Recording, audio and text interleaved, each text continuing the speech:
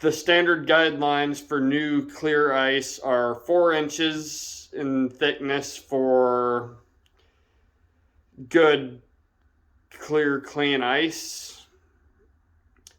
You can roughly double the thickness for gray ice, which is ice that's had snow melt on it.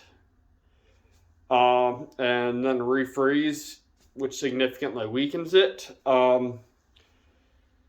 But so 4 inches to walk on, 6 inches to take snow machines on, 10 to 12 to take cars onto, 16 to 18 to take trucks and SUVs, larger vehicles on. And thicker than that, it's pretty safe, though things can still happen. I still recommend spudding, although you can do it less frequently as the season progresses. I would still recommend doing it every few feet, just from a safety standpoint. During the ice season, you're going to want to do it as much as possible, ideally before every step, and don't do it at your feet. That could compromise the ice enough for you to go through. Potentially, I mean, so you're going to want to deliver hard blows. I'm not going full force, I don't want to hit my floor, to the ice until you can hit the 4-inch mark. Remember, the actual space between thick ice and thin ice can be as little as half a step off. That happens. So that's your first line of defense. Now,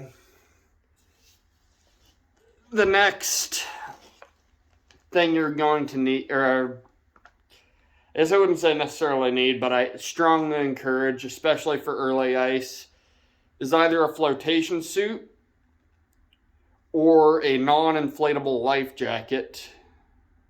Just a standard foam, inherently buoyant PFD, which will allow you to get there's some buoyancy if you fall into the water. The reason I say non-inflatable is the inflatables need to be in water that is typically over 4 degrees Celsius in order to inflate. And you don't have that time when you've gone through the ice, especially for fishing in rivers or high current areas. So it doesn't have to be a high quality one, just make sure it fits you properly and can support your weight, in case you do go through. Now, if you have taken all the steps, or not, and you go through, there are several ways to get out. This is my preferred, and that is to wear safety picks, which have a concealed spike in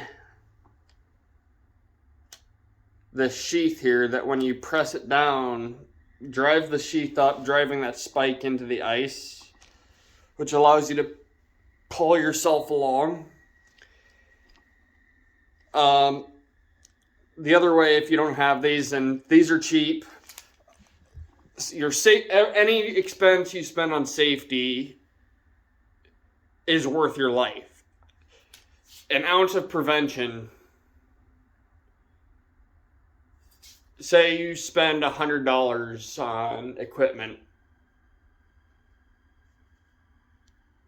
your life is worth more than that.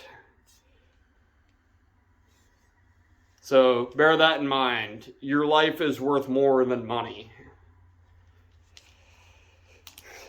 So, yeah, you would use these to pull yourself out. But if you don't have these, and granted, these I believe were $20, $16 to $20 at Canadian Tire.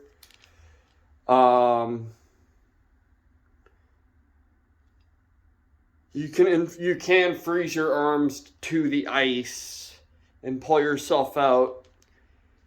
Once you're out is another key thing to remember here, and this one is important. Otherwise, you're going to further damage the ice and end up back in the water. Is to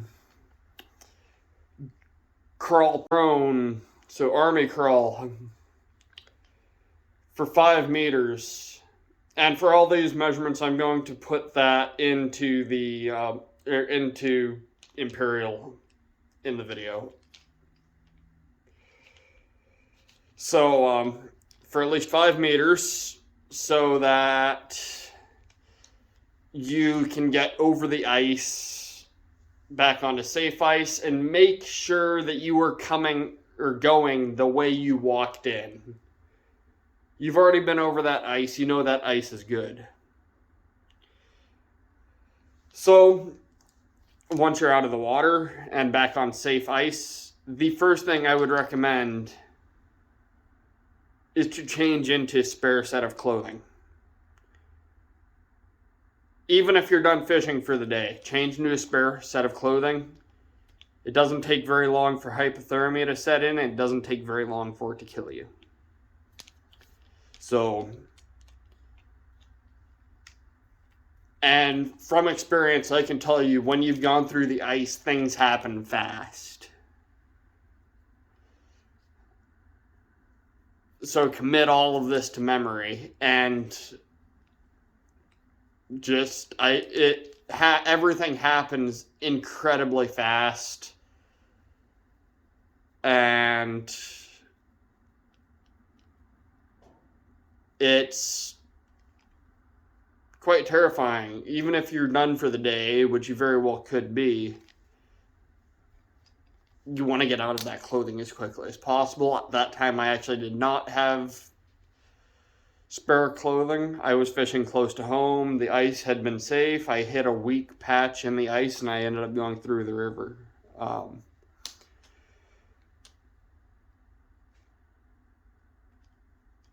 So, you never know. So, just have some spare clothes in your sled. And just be safe out there. Now, thin ice and falling through aren't the only dangers. You do have the issue of sheer ice, or even just ice in general. It's slick. So you're going to want a set of crampons, just some cleats, to give you a bit of traction on the ice.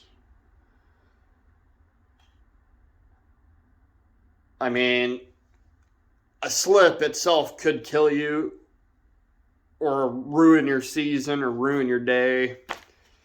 And spending $20 on some crampons can prevent you from a head injury, or from even just breaking something that ruins the rest of your season. And again, any money spent on safety is worth more than your life. So, any money spent on safety is worth less than your life is. So, just a quick refresher and a bit of knowledge for those who have not ice fished yet. So that is something I think we should all practice. We should not be encouraging people to go out on super thin ice. It's dangerous. And no ice is ever 100% safe. When I went through was in February, and everywhere around this patch, we had over 3 feet of ice, and that patch was maybe an inch thick at most. I didn't measure it. I got out as quickly as I could, and yeah, teaches you a solid lesson. And I think there's better ways to learn that don't involve going through the ice. And I'm not the only person. I know Aaron Weeb from Uncut Angling put a video out about that last year. He went through Clayton Schick Outdoors. Just posted a video on ice safety as well. And I suggest checking them out. Ice is never safe. And you do have to remember that. It can be a great place to be, but you have to respect it. And the most useful thing is common sense, quite honestly. If an area seems sketchy, even if you see people driving on it, don't go through there. And as a final tidbit, if you are a shack angler, make sure you have adequate ventilation when you're running propane heaters or anything that burns and causes exhaust in the shack. And have a carbon monoxide detector. If you're camping on the ice, don't run your heater while you're asleep. Or if you do, at least have somebody in your group wake up to turn it on. If you're in a group, you can do shifts, I guess, where you run it for a little while